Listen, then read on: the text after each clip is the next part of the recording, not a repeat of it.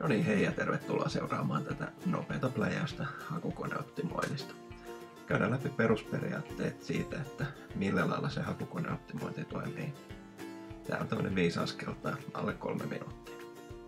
Eli ensimmäisenä on se, että pitää olla laadukasta ja haltuunottavaa sisältöä.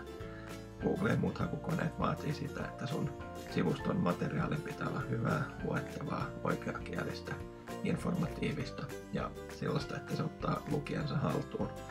Eli engaging on se sana, jota englantilaiset käyttää. Se on yksinkertaisuudessaan sitä, että sivusto on todellakin semmoinen, jolla viihtyy ja sitä kautta niin se saa hyväksynnän hakukoneissa. Eli laadukas ja haltuunottava sisältö on vaihe 1. Sitten vaihe 2. Sun serverin, jolla tämä sivusto on, niin pitää olla nopea.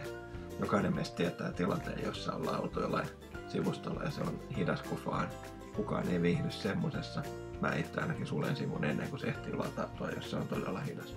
Eli pidä huoli siitä, että sulla on nopea sivusto. Muista linkittää. Eli kun mietit sitä, että sulla pitäisi olla jotain hyviä referenssejä, ihan niin kuin tieteellisessä kirjoittamisessakin, niin viitataan aina niihin lähteisiin, mistä ollaan haettu.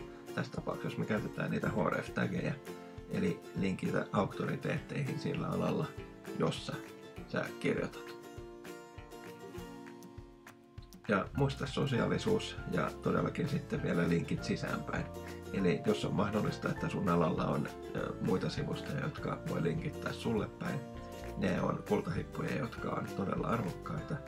Ja sitten toisaalta, niin jos sulla on klikkaa, tykkää, eli mahdollisuus tykätä sun sivusta, ja sitä kautta sä saat bonusta Facebookista, niin se on ilman muuta bonus.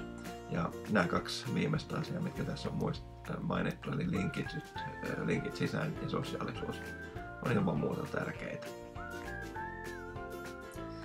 Eli nopeasti sanottuna, tässä on nämä asiat, mitkä sun pitää ottaa huomioon.